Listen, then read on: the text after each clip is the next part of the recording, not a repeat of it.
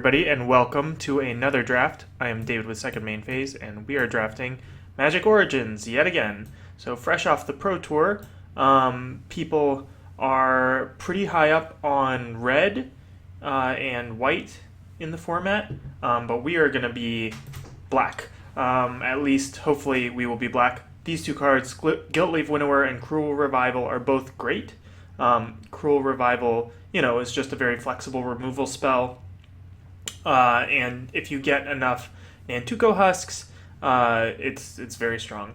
But Guiltleaf Winnower is, basically always a 2-for-1, and a quite good 2-for-1. A lot of the problem creatures in the format have non-equal power and toughness.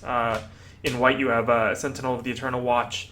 In green, there's a couple of examples. Some of the renowned guys are non-equal power and toughness. And the non-elf clause is like pretty negligible. There's not often another elf, except for maybe another Guiltleaf Winnower. Okay, so what have we got here? I like Boggart Brute, and that could be the pick here. There's also a Topin Freeblade.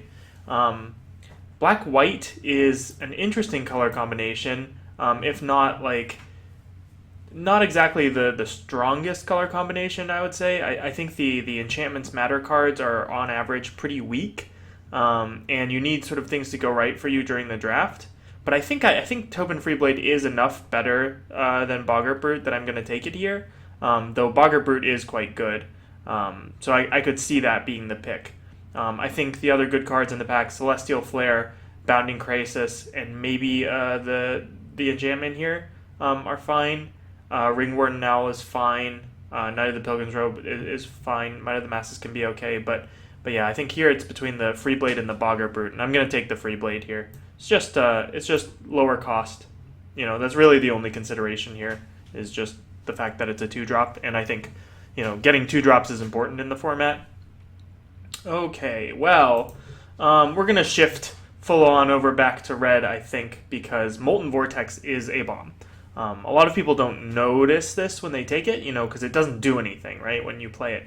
But you always have extra lands in Limited, unless you're in a game where things are going really poorly for you and you just can't draw a land to save your life. Most games you're drawing extra lands, and Molten Vortex is just insane. Once you get into that part of the game, you can kill every creature your opponent plays, and yeah, it's just great. I'm going to take it. Alright, so here we go. We've got a Dark Petition, which is fine. It's definitely a fine card. A Blightcaster, if we wanted to hedge back over into the black-white strategy. And a Shambling Ghoul and a Fetid Imp. Shambling Ghoul and Fetid Imp are both good, and probably one of them should be the pick here. I'm a little bit tempted by both Dark Petition and Blightcaster because I think they're more fun cards. Blightcaster a little less so, though we do already have a Topin Freeblade. The other good cards in this pack are the Separatist Void Mage, and Prickleboar is fine in a very aggressive deck. But I think the safe pick here is just a Fetid Imp, and I think I'm going to do that. I might be able to wheel one of these two cards, because they're not great, and another Black Drafter may just take the Shambling Ghoul. But I think Fetid Imp is very good. You should play as many Fetid Imps as you can, I think. Having an evasive 2-drop that trades up is just where you want to be, I think, in the format.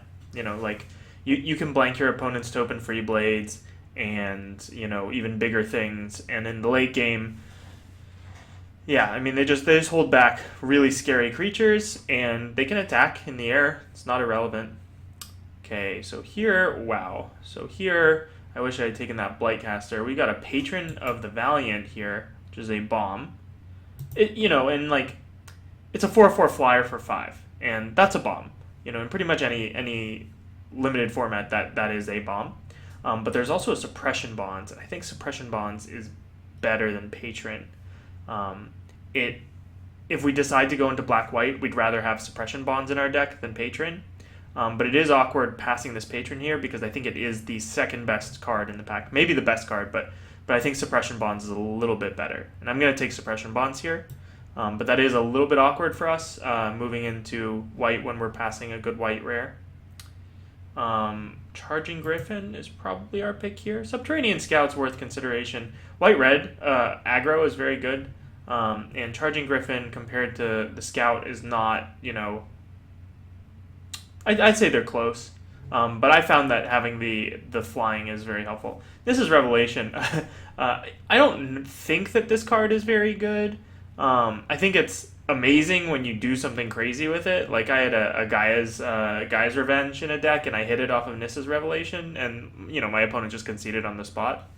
But yeah, I think it's a pretty it's a very expensive card, and there's no guarantee that you get like insane value off of it.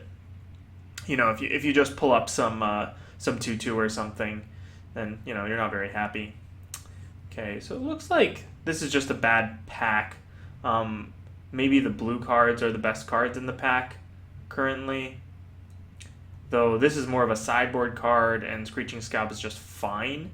I think here I'm going to take this Enlightened Aesthetic just as a sideboard card. It's a decent sideboard card. If your opponent is running Claustrophobias or Suppression Bonds of their own, this card is fine to bring in. It gives you a body and an effect. And if you have any way of using that body for anything, it's worth it. It's no Conclave Naturalist, but it'll do in a pinch. All right, what do we got? So we've gotten some sort of strange signals here. It looks like black has dried up basically completely, despite that early pack having a lot of options. Red has looked not exactly open, but also not like dead for us. All right, well this okay. Infinite Obliteration is not a card in Limited. Undead Servant is also not really a card, but none of these other cards really draw my eye. I mean, probably Orchard Spirit is the best card in the pack, but I think I don't want to be green with the cards that I have right now. And Orchard Spirit isn't even a great green card. Like, this doesn't always make the cut. So I'll take the Undead Servant here, as bad as it is. Alright. Yeah.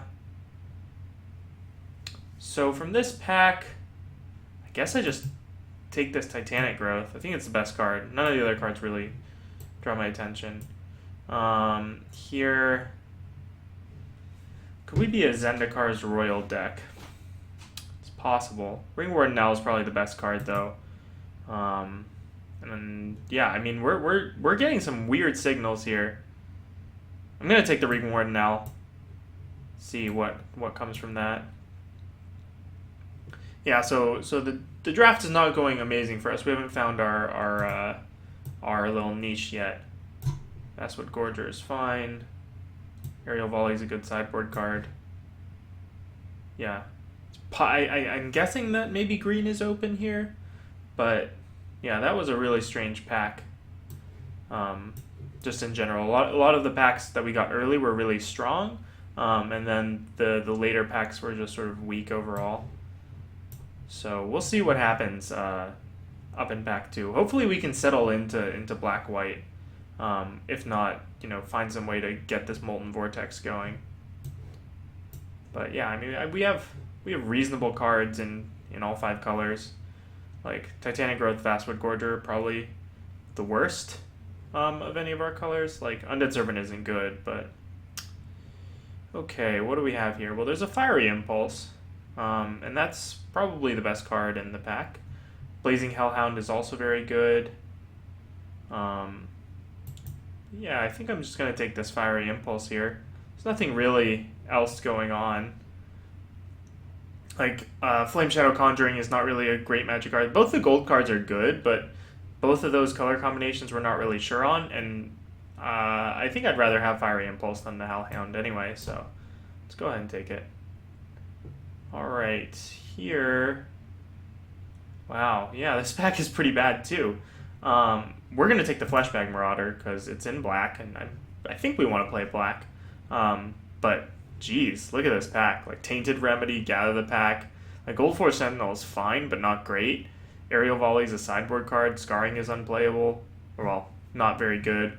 Maritime Guard is, like, your 23rd card.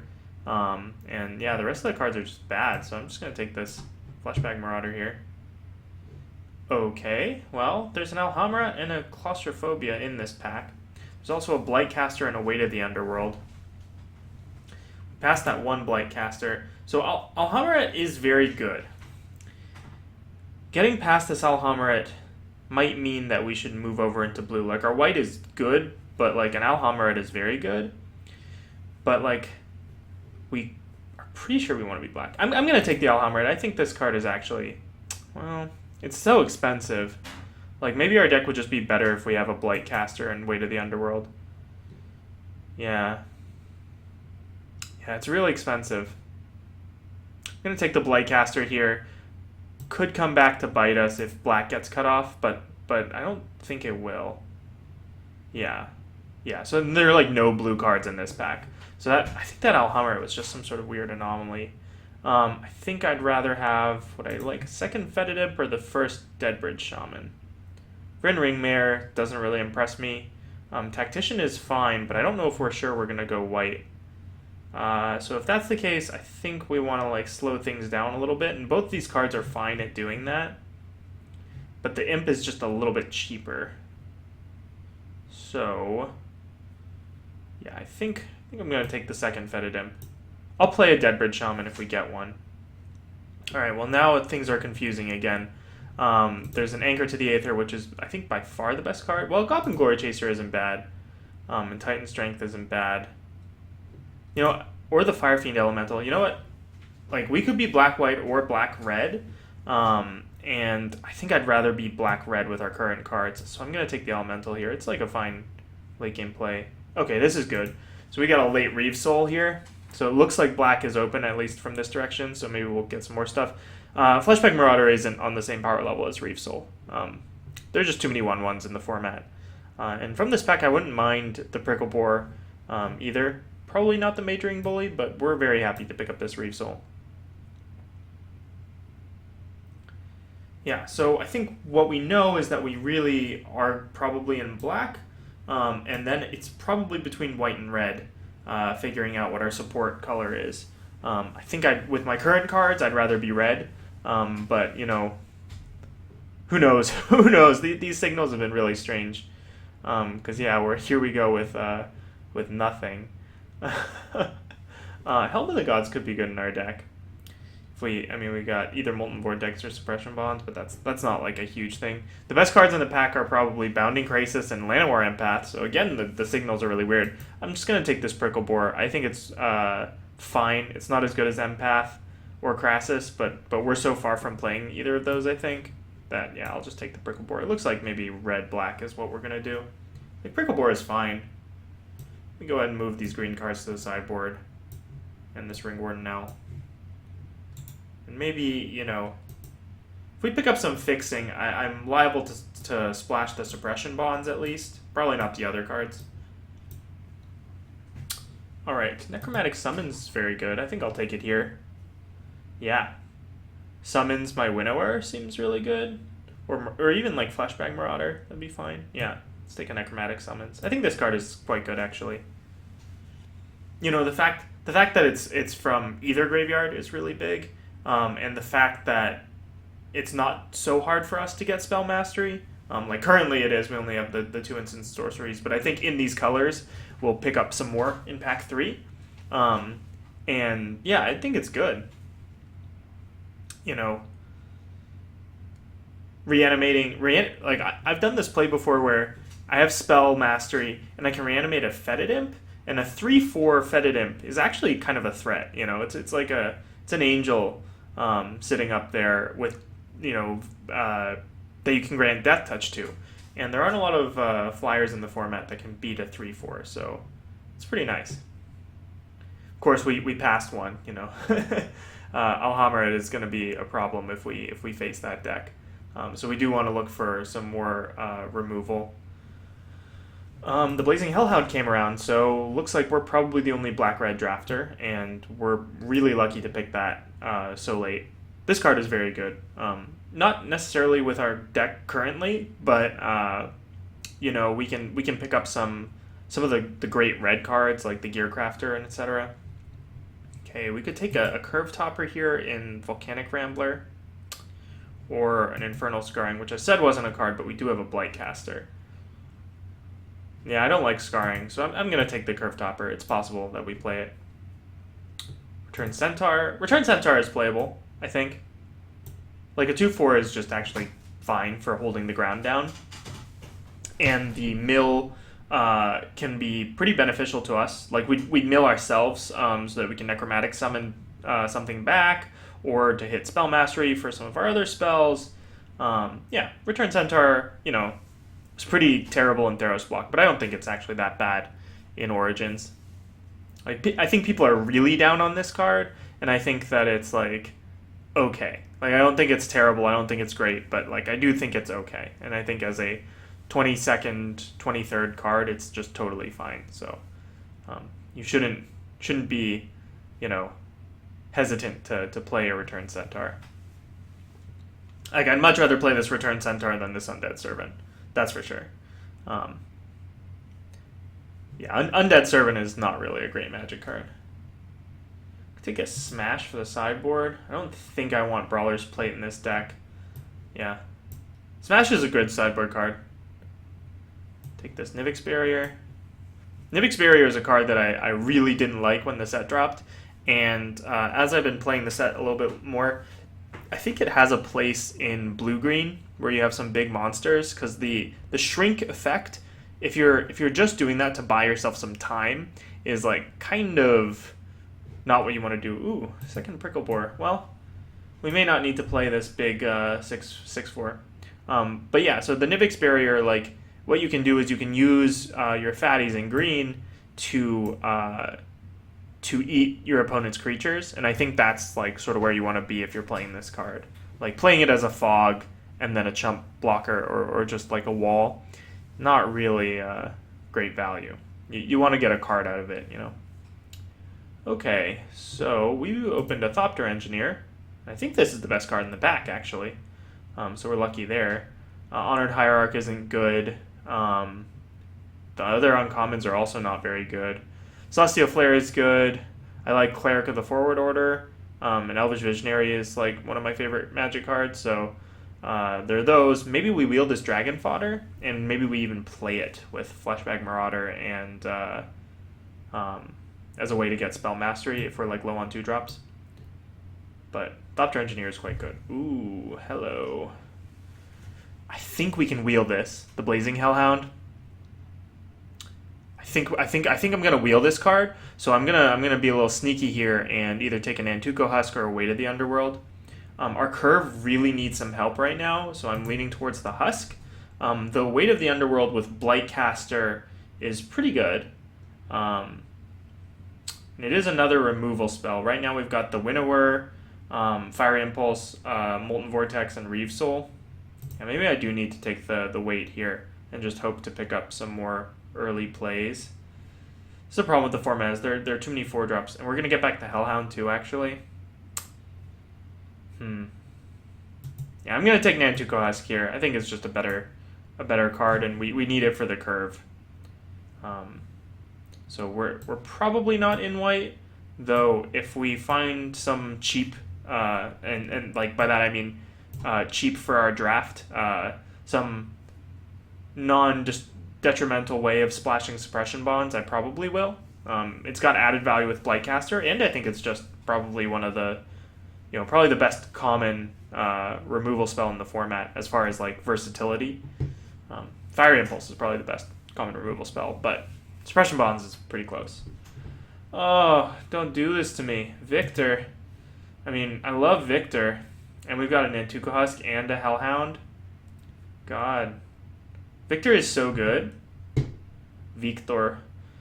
Sitting there all abs out and everything. But we're just going to have so many 4-drops in this deck. Like, a Crow and Sergeant is good for us to fill out our curve. We may not have to play this Return Centaur. But I already have 2 sack outlets, and I'll probably pick up a 3rd. Yeah, I'm going to take the Victor here. Sliding us a little high on the curve, but I think it is just better by a significant margin over the Crow and Sergeant.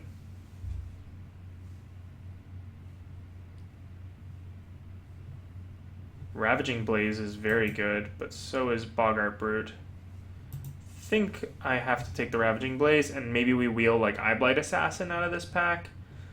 Yeah. Blaze is just like a very versatile removal spell, and it's a way to close the game.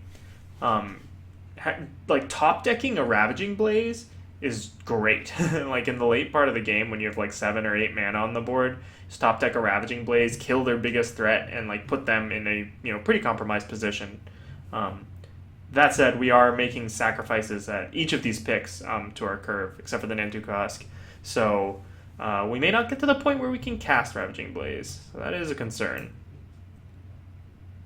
Alright. Well, I think there's an Unholy Hunger. Like, Dragon Fodder is super bad.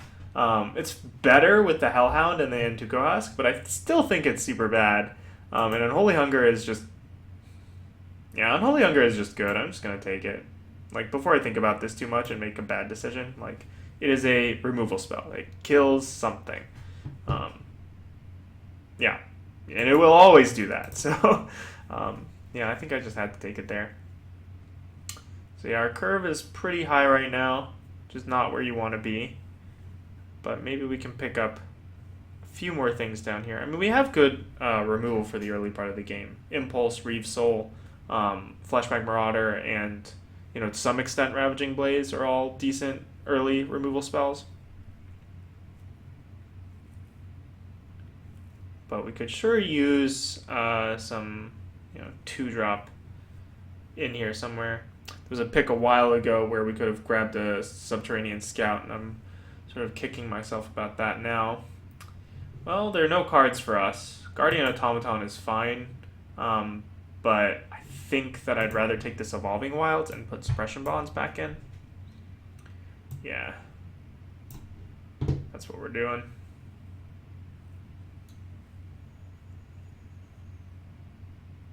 Okay, what do we got here? There's a Read the Bones. Read the Bones is a good Magic card. Everything else is not quite as exciting, so we're going to take the Read. And Read is good for us because we do have all these expensive spells, so Read helps us hit our land drops and dig deeper in the deck to hit these things.